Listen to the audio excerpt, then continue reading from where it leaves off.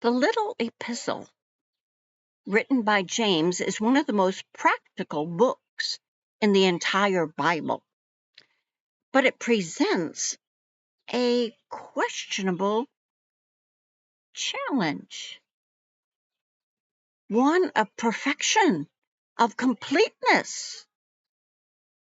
How and why would James ever do that? Because we say there's only one perfect, and that's Jesus. Perhaps it's because our goal in life is to become like Jesus, right? So if we are striving to become like Jesus, then I guess James, the brother of Jesus, has a challenge. He can challenge us for that goal. He begins his letter with saying, "Count it all joy when we endure, when we have various trials and testings that come our way." Because the reason for those tests are that we might become perfect. But I want to catch a certain word in that verse. It says, "For you know," do you know?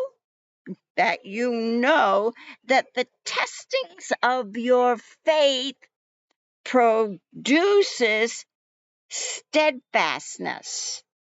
And steadfastness, we're to let it, that steadfastness, have its perfect effect, that you may be perfect and complete, lacking nothing.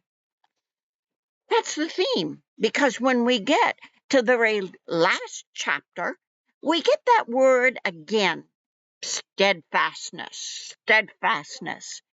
And it's used as an illustration concerning one person in the Bible that we might say he really did have the trials. He really did have the tests. But before we get ahead of ourselves, you probably are already guessing that character. James says, "Be patient." And he repeats it, "Be patient." Then he gives an illustration of a farmer sowing seeds and not looking at the seeds every minute, but waiting for it to grow. Then he says, "Have you considered the steadfastness of whom? Of Job." In some translations, instead of steadfastness, it's interpreted patience. And in others, endurance. Well, look at all of those three words: patience, endurance, steadfastness.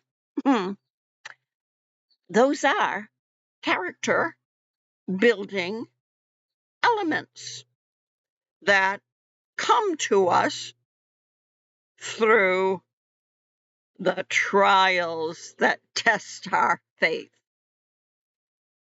And we don't want to pray for patience, because Paul makes it very clear to the Romans that tribulation works patience. But what was the beginning?